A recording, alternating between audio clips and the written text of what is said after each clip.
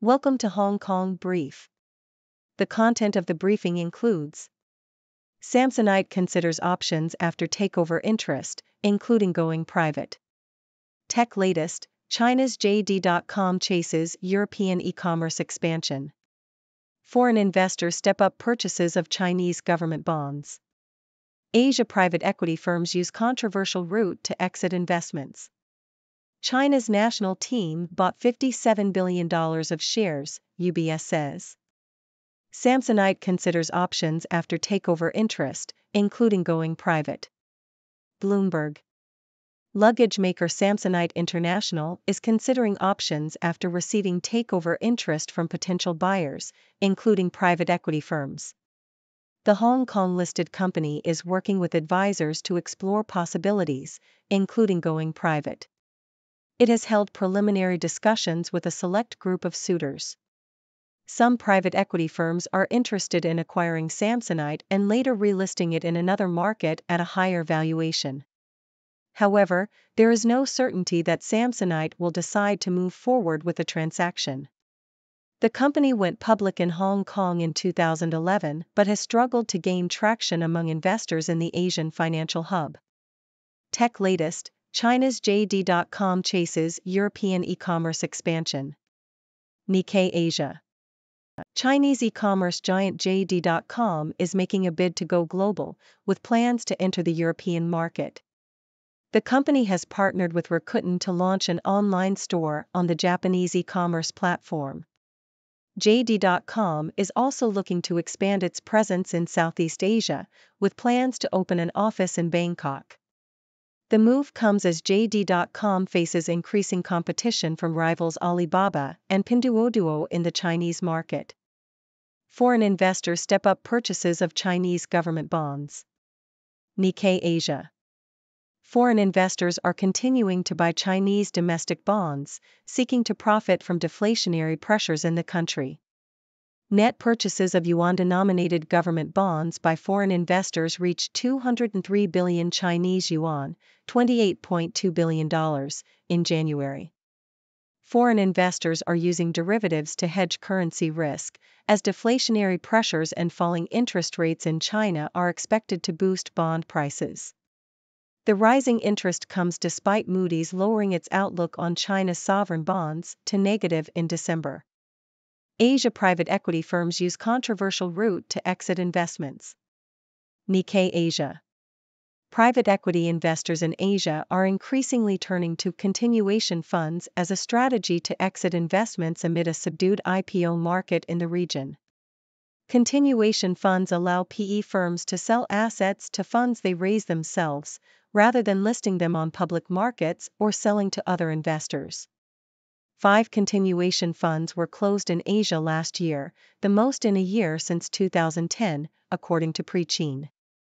However, the use of continuation funds raises concerns over conflicts of interest and fair pricing, as the PE firms are effectively sellers and buyers of the same assets. China's national team bought $57 billion of shares, UBS says. Bloomberg.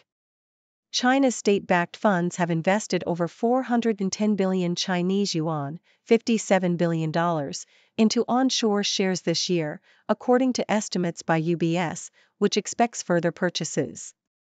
The Swiss bank reviewed transactions of 54 Chinese exchange-traded funds, with over 75% of the inflows going into products tracking the benchmark CSI 300 index and 13% mirroring the CSI 500 index. Hong Kong budget expected to ease property curbs, boost tourism. Bloomberg. Hong Kong's Financial Secretary Paul Chan is expected to ease curbs on property transactions and announce measures to boost tourism and attract investment inflows into local capital markets in Wednesday's budget. Confidence in the city has waned amid a slump in the property market and national security measures eroding freedoms of expression. Hong Kong footballer Chan wants coach to stay, laments city's lack of visionaries. South China Morning Post. Hong Kong national football team midfielder Philip Chan Shu-Quan has warned that the country risks appointing a quick-fix head coach if incumbent Jorn Anderson does not stay in the position. Chan said that he feared an absence of visionaries in Hong Kong football could lead to a lack of foresight in hiring a replacement. Chan also criticized the country's football association, blaming them for the domestic game's shortcomings and calling for a clear path from grassroots to senior team level. The dangerous parallels between Putin's ambitions in Ukraine and Xi's claims on Taiwan. CNN. The brutal invasion of Ukraine by Russian President Vladimir Putin and the Chinese Communist Party's rhetoric around Taiwan are two sides of the same coin, according to Yotaka, former Taiwan presidential spokesperson. Yotaka has warned that Putin and Chinese leader Xi Jinping both believe they represent the old imperial powers in their countries and think they are the chosen ones who can defend their countries from foreign powers. She described this as scary and nonsense and urged those who care about democracy and human rights to pay attention to the similarities between Putin's justifications for invading Ukraine and Xi's rhetoric around Taiwan. If Putin wins in Ukraine, it could send a message to Xi that using military force is an effective way to achieve their goals, warned NATO Secretary General Jens Stoltenberg. He said that what happens in Ukraine could happen in Taiwan. China's Communist Party claims the self-ruling democracy of Taiwan is part of its territory and has vowed to take the island, by force if necessary. However, only a handful of countries recognize Taiwan's sovereignty. The Chinese Communist Party has refused to condemn Russia's invasion of Ukraine and has continued to strengthen its economic, strategic and diplomatic ties with Russia. Hong Kong-listed companies see notable rise of gender diversity on boards. South China Morning Post. Hong Kong-listed firms have seen a notable increase in female representation on boards, thanks to favorable regulation, but still lag regional peers when it comes to women in key executive roles, according to MSCI. Women accounted for 19% of board seats among Hong Kong companies in October 2023, compared with 16% in 2022, pushing Hong Kong above the regional average of 18.2%. However, Hong Kong lags behind Australia, Malaysia, Singapore, and Thailand. MSCI attributed the improvement to a Hong Kong listing rule that mandated companies with single-gender boards to introduce at least one woman board member by the end of 2024. She cracked down on hedonistic bankers' fuels industry brain drain. Bloomberg. China's crackdown on the financial sector is causing finance professionals to rethink their careers. President Xi Jinping's call for common prosperity has hit salaries hard and triggered belt-tightening. In addition, a dragnet on alleged corruption has unnerved the entire industry. Indications are growing that Xi is shifting away from 4 decades of market-oriented reforms and financial innovation, emphasizing the Communist Party's centralized and unified leadership of the sector. Professor Jiwu Chen at the University of Hong Kong said he sees a new Chinese economy coming into shape soon in which the financial sector will have only 2 types of players, government-run banks and government-run insurance companies. Alicia Garcia Herrero, chief Asia-Pacific economist at Natixis SA, said the slogans and crackdowns by Chinese leaders are about control. While China has every reason to keep a tight lid on the sector to avoid systemic risks, the crackdown risks paralyzing an industry badly in need of innovation. About 80% of firms in China's banking and financial services sector have lost talent in the past 6 months, according to a recent survey by Morgan McKinley. After decades touting openness, Singapore sees foreign meddling threat. Al Jazeera. Singapore has invoked its foreign interference law for the first time by designating a naturalized citizen, Chan Man Ping Philip, as a politically significant person. The move is part of efforts to guard against foreign interference in the Southeast Asian city-state. Under the designation, Chan is required to disclose political donations, foreign affiliations, and migration benefits. The businessman and real estate developer is well known for advocating China's perspective and is a former head of the Hong Kong-Singapore Business Association. Singapore passed the Foreign Interference, Countermeasures, Act, FICA, in 2021 amid criticism that the legislation could be used to stifle legitimate dissent. The law allows authorities to direct internet service providers and social media platforms to provide user information, block content, and remove applications used to spread content deemed hostile. Singapore is a small and open economy that relies heavily on the free flow of goods and people, making it vulnerable to foreign influence campaigns. Why a walled internet may prove damaging for China's future. South China Morning Post. The difficulty for foreigners to make payments in China highlights the country's desire to develop a walled online world, which has created a digital gap with the rest of the world, according to the South China Morning Post. China's restricted access to the outside world means that popular foreign apps such as Facebook, Google Maps, WhatsApp, and Netflix are not available in the country, while many Chinese apps are not widely used outside China. The article argues that China needs to be aware of the costs and risks of running a separated cyberspace, as it contradicts Beijing's goal of maintaining an open economy. HKMA addresses climate risk pain points in banking industry. South China Morning Post. The Hong Kong Monetary Authority, HKMA, is expanding its role as a banking supervisor by addressing the challenges faced by the industry when managing climate risk. This includes setting up an online risk assessment platform and training the workforce. The HKMA has developed a cloud-based physical risk assessment platform for banks to analyze the risk to their property assets in different climate scenarios. It is also working to build green and sustainable finance expertise in the banking industry by introducing a program on green and sustainable finance to develop talent. Shine considers London IPO amid U.S. resistance to listing. Bloomberg.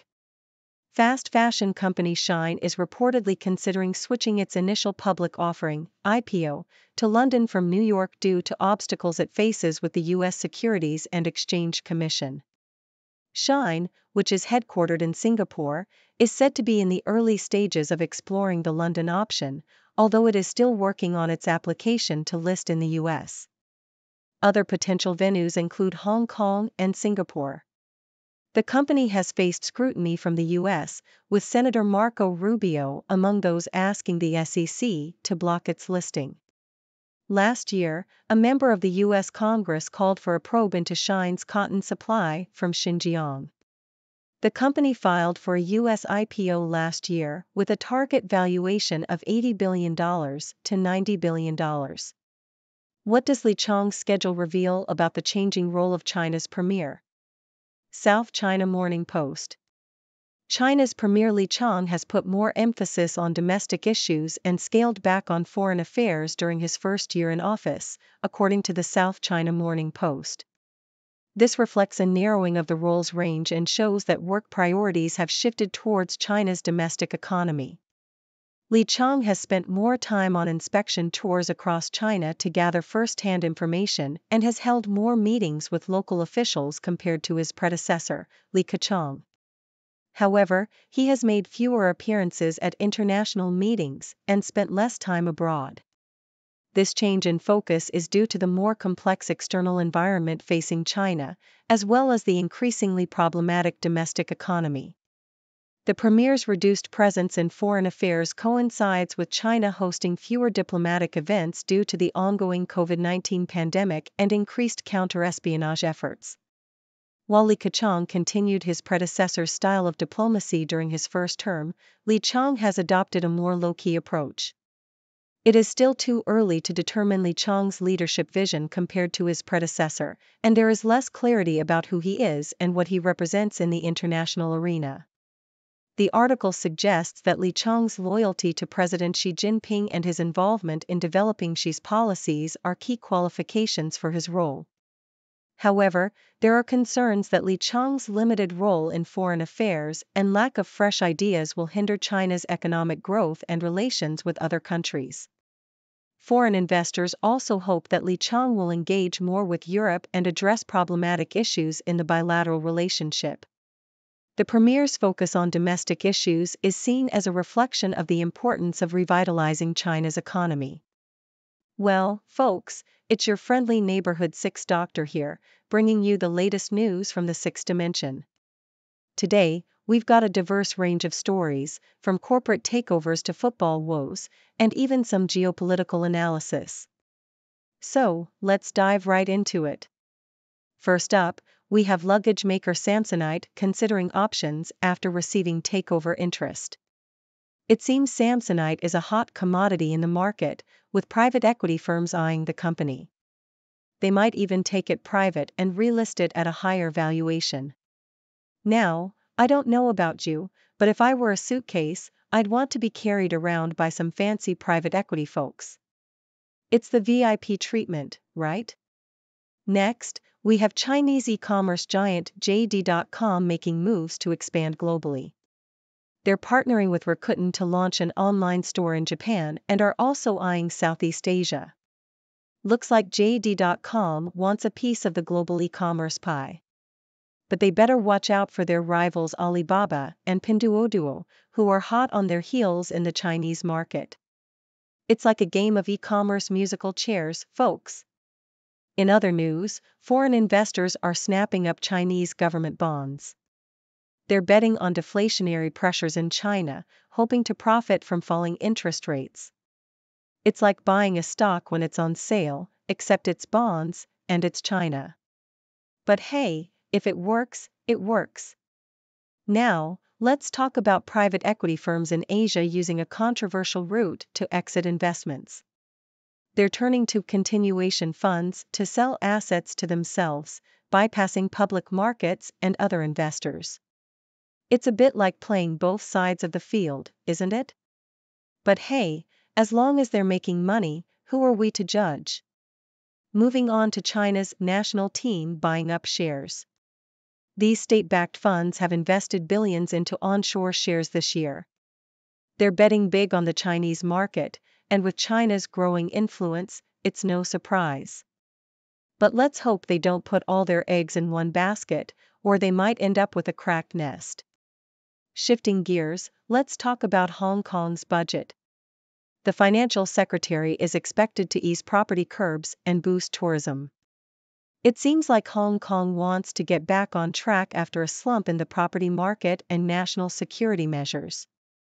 Who knows, maybe we'll see a resurgence of tourists flocking to the city. I'm sure the dim sum misses all the attention. Now, let's take a look at Hong Kong football. Midfielder Philip Chan Shu Quan is worried about finding a new head coach. He's calling for more visionaries in Hong Kong football to ensure the country's success. Well, Philip, I hope someone with a crystal ball shows up soon, or else you might be stuck with a quick-fix coach. Time to get serious, folks. We're diving into the dangerous parallels between Putin's ambitions in Ukraine and Xi's claims on Taiwan. According to former Taiwan presidential spokesperson Kola Xiotaka, both leaders see themselves as defenders of their countries against foreign powers. It's like a game of who's the biggest defender on the world stage. But let's hope it doesn't turn into a game of who can invade the most countries.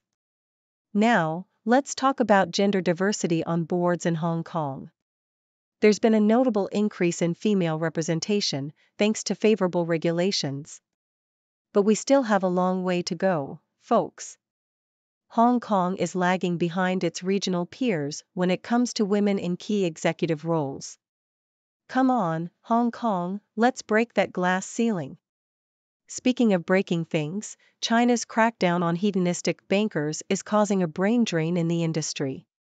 Finance professionals are rethinking their careers as salaries take a hit and corruption investigations increase.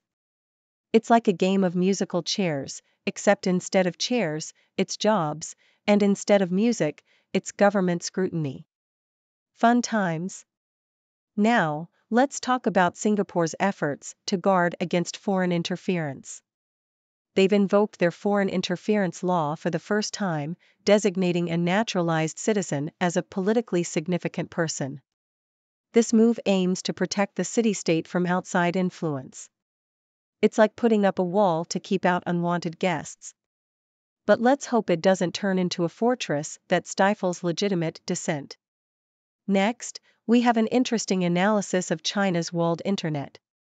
It seems China's desire for a separated cyberspace is creating a digital gap with the rest of the world. Popular foreign apps are not available in China, while Chinese apps struggle to gain traction outside the country. It's like living in two different digital worlds. Maybe we need a digital bridge to connect them. Now, let's move on to climate risks in the banking industry. The Hong Kong Monetary Authority is taking steps to address the challenges faced by banks in managing climate risk. They're setting up an online risk assessment platform and providing training to the workforce. It's like a crash course in climate change for bankers. Maybe they'll start offering green loans for eco-friendly projects. Switching gears again, we have fast fashion company Shine considering a London IPO. It seems they're facing some obstacles with the US Securities and Exchange Commission and are exploring other options. Maybe they'll find a warm welcome in London, or maybe they'll take a trip closer to home and list in Hong Kong or Singapore. It's like a game of IPO roulette. Lastly, let's talk about China's Premier Li Qiang. He's putting more emphasis on domestic issues and scaling back on foreign affairs. It seems the premier's plate is full with China's domestic economy taking center stage. But some are concerned that this might hinder China's economic growth and relations with other countries. Come on, Li Qiang, show the world what you've got. Well, folks, that's all the news I have for you today. I hope you enjoyed this whirlwind tour of the sixth dimension. Now, it's your turn.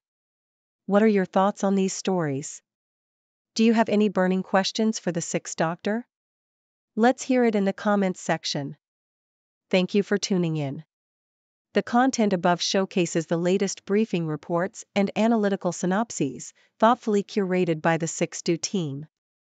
These insights stem from a wide array of reputable media outlets, think tanks, government sources, and specialized experts worldwide. We encourage you to explore these sources for a comprehensive perspective. Keep in mind that while the content may not always align with the official standpoint of Sixth Do Brief, it's not meant to be taken as absolute directives for decision-making. Comprising seasoned media professionals, learned scholars, and accomplished scientists, the Sixth Do team embodies a trailblazing, fully independent media entity. To customize Sixth Do Brief to meet your professional needs, you have the option to subscribe to a diverse array of briefings on our website, sixthdobrief.com. Regardless of your location, you can conveniently receive Sixth Do Brief via email.